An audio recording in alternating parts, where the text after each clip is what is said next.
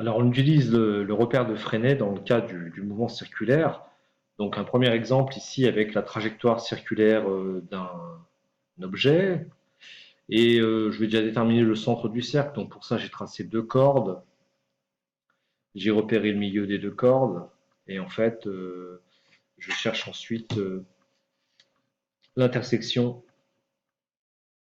de la médiatrice de ces deux cordes.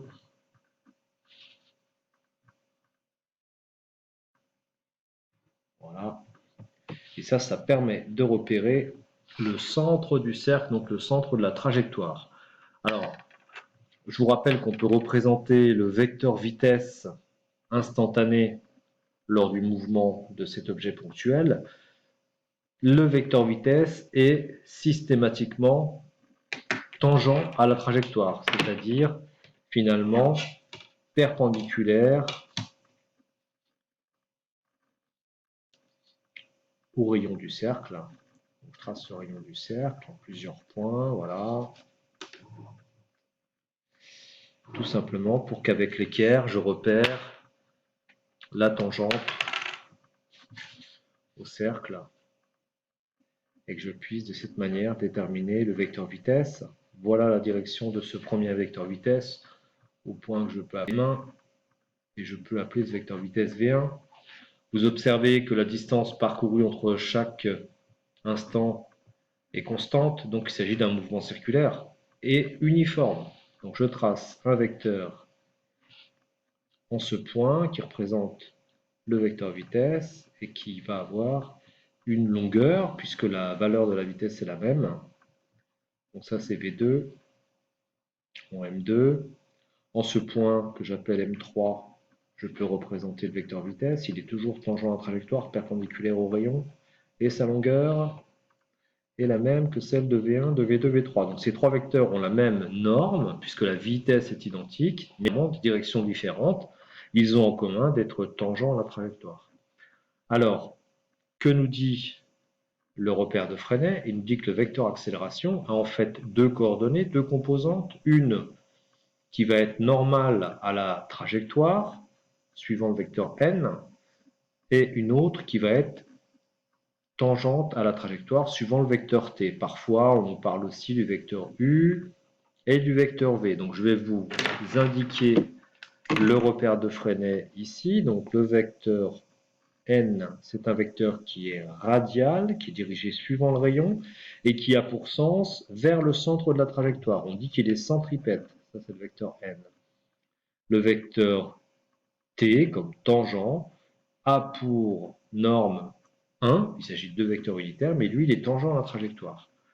Eh bien, montrons que dans le cas d'un mouvement circulaire uniforme, ce vecteur accélération est centripète. Pour ça, je vais dire que le vecteur accélération en M2, je vais l'appeler A2, on peut considérer que c'est le vecteur vitesse V3 moins le vecteur vitesse V1 divisé par l'intervalle de temps entre le passage par V1 puis par M1 et par M3. Je vais appeler ça delta T, donc 2 delta T.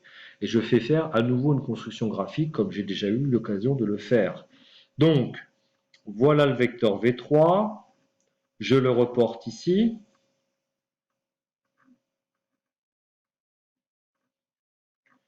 Je lui soustrais le vecteur V1.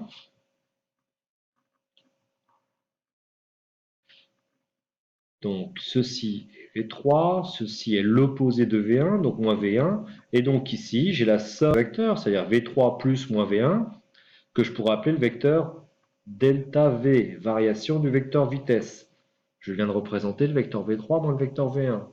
Vous constatez que, effectivement, l'accélération ici est bien centripète, elle est dirigée vers le centre haut. Alors pourquoi? Voilà les coordonnées du vecteur accélération dans le repère de Freinet. V carré sur Rn plus la dérivée de la valeur de la vitesse par rapport au temps t. Or, il s'agit ici d'un mouvement circulaire uniforme, donc la vitesse est constante. Donc ici, cette coordonnée est nulle. Le vecteur accélération a pour expression V carré sur Rn. Il est dirigé suivant le rayon du cercle et dirigé vers le centre du cercle, il est centripète. C'est ce que j'ai démontré ici. À nouveau, un mouvement circulaire, mais vous voyez que les distances parcourues pendant des durées ΔT identiques sont de plus en plus grandes. Il s'agit donc d'un mouvement circulaire accéléré. J'ai représenté le vecteur vitesse V1, la vitesse à l'instant où le point est M1, et le vecteur vitesse instantanée V3 à l'instant où le point est en M3. J'ai bien accéléré. Je vais maintenant représenter le vecteur au point M2. Je vais l'appeler A2. Je peux considérer qu'il s'agit du vecteur vitesse V3 moins V1 divisé par la durée pour aller de M1 à M3 de delta T. J'ai le même raisonnement précédent. V3 en M2.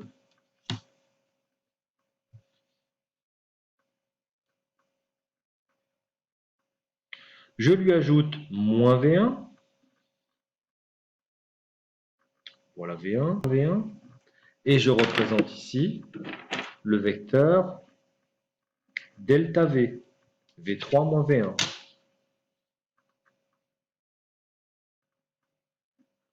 Ce vecteur, vecteur V3 moins vecteur V1, est en rouge. Ce vecteur V3 moins V1, il a la même direction que le vecteur A2 et le même sens que le vecteur A2. Vous voyez que le vecteur accélération est donc dirigé vers le centre de la trajectoire, mais pas vers le centre haut. Comment l'expliquer? Représentons les coordonnées, le repère de Freinet, pardon, au point M2. Le vecteur N, le vecteur T. Ces deux vecteurs ont la même norme. Je constate que le vecteur accélération, qui a, je vous rappelle, la même direction, le même sens que le vecteur V3 et V1, ce vecteur accélération, il va le posséder dans le repère de Freinet deux coordonnées. Une coordonnée normale, c'est-à-dire perpendiculaire à la trajectoire, suivant le rayon, donc radial, et une coordonnée tangentielle, puisque le vecteur accélération, dans le repère de Freinet, a deux coordonnées, v carré sur Rn, plus la dérivée de la valeur de la vitesse par rapport au temps, suivant le vecteur t. Ici, la vitesse augmentant, la dérivée de la valeur de la vitesse n'est pas nulle. Donc il est tout à fait cohérent d'avoir, dans ce cas-là, dans le cas d'un mouvement circulaire accéléré, un vecteur accélération qui a deux coordonnées, une coordonnée tangentielle dérivée de la vitesse par rapport au temps, et une coordonnée normale, v carré sur r.